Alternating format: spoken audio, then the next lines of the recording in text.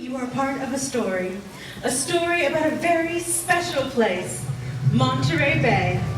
The bay behind me teems with an incredible abundance of life, most of which lies deep within its rich waters. In fact, it is this bounty that has been a magnet for people who've been drawn to its shores from all over the world.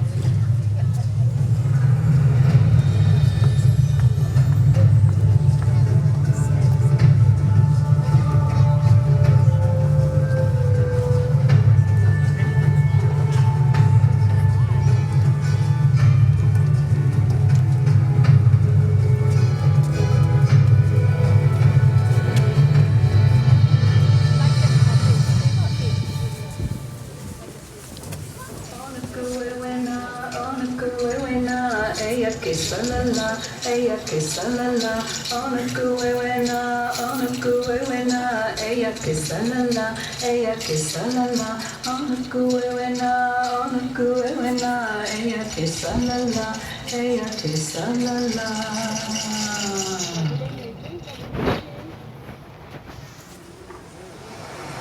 More than 15,000 years ago, Native Americans traveled across the Bering Strait to what is now Alaska.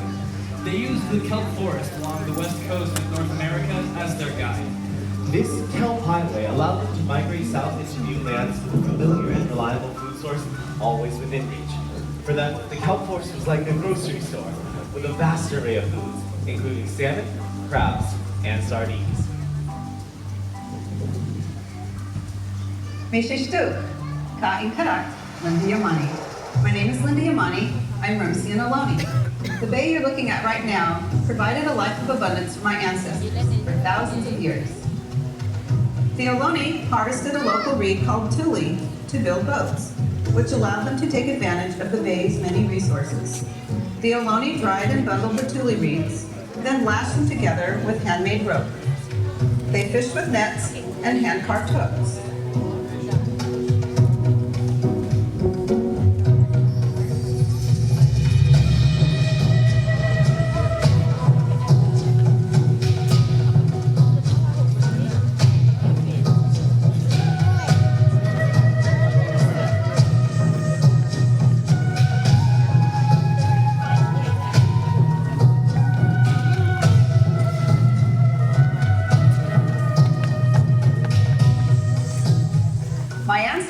Were in tune with the land and the sea.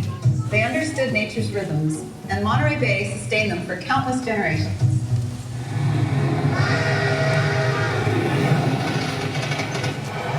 I do beg your pardon. I realize I never formally introduced myself. My name is Julia Platt. I was drawn here in 1900 by stories of the incredible diversity of life in Monterey Bay. You see, I was trained as a marine biologist, something almost unheard of for a woman of my time. I was fascinated by the abundance of life in the bay, but I was also struck by the surprising diversity of people using the bay to earn a living. People had traveled around the world to settle here, seeking a better life. The bay bustled with all manner of boats and people, the likes of which I had never seen before. Perhaps one of the most interesting places I came upon was a thriving Chinese fishing village, right where you were sitting. I heard the sound of children laughing, and an unfamiliar language spoken by women hanging freshly caught squid out to dry. I felt as if I had traveled halfway around the world.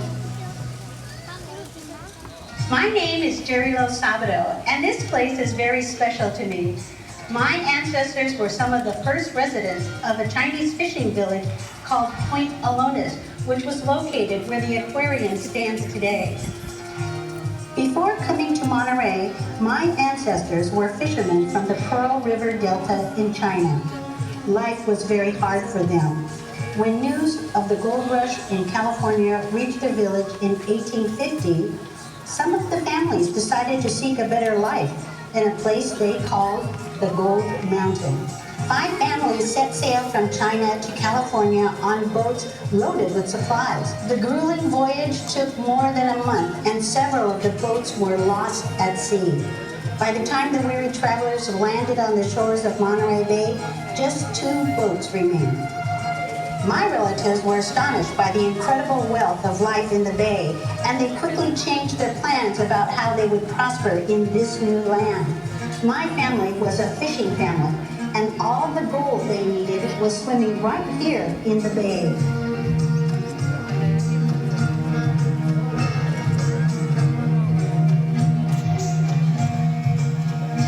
For decades, they fished successfully, but everything changed when the railroad came to Monterey, and it brought new people to the area, all hoping to profit from the riches the bay offered. These new arrivals viewed my ancestors with suspicion, and it became clear they didn't want to share the bay with the Chinese. So, some of the villagers came up with a solution.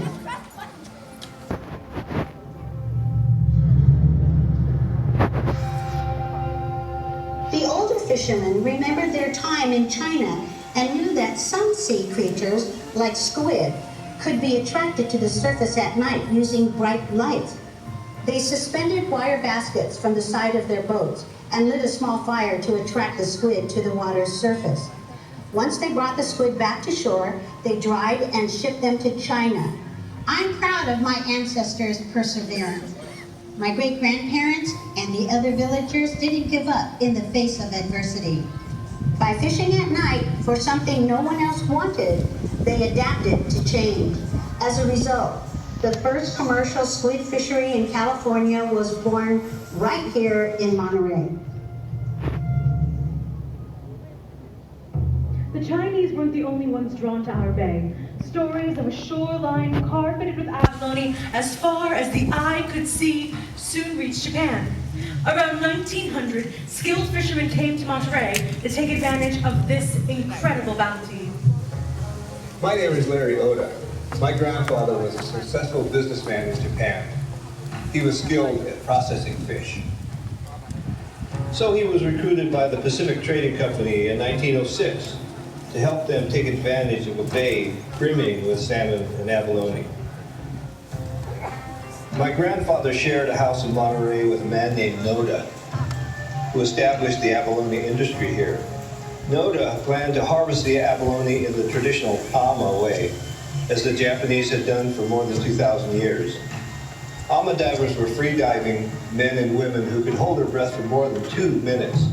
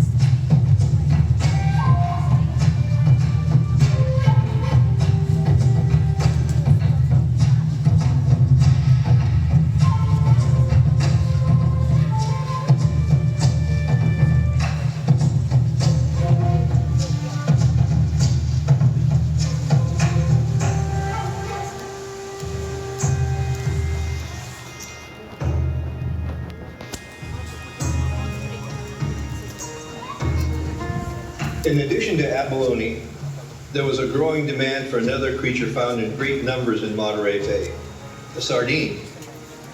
My grandfather saw an opportunity to expand his business, and in 1926, he opened the Sea Pride Cannery right here on Cannery Road.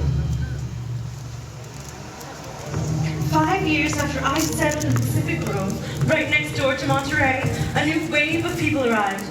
At first, I made the mistake of calling them Italian, but they didn't like that at all. I was quickly corrected. They were Sicilian, proud of their heritage, distinct language, and culture. The first arrivals came from a small town of Isola della Femmine in the province of Palermo. Sicilians were renowned for their fishing prowess, but despite their skills, were paid poorly for their efforts.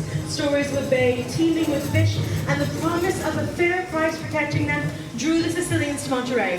They brought with them new knowledge, skills, and techniques, and quickly established themselves as some of the best fishermen the bay had ever seen. What happened next was nothing short of a revolution in fishing and would change the fate of Monterey Bay. In 1917, after the United States entered World War I, an order came from the Army. Our men needed food they could carry with them to the battlefield. Monterey heard the call and answered with one word. Sardines. Overnight, huge canneries sprang up, and the Sicilian fishermen worked harder than ever to meet this demand.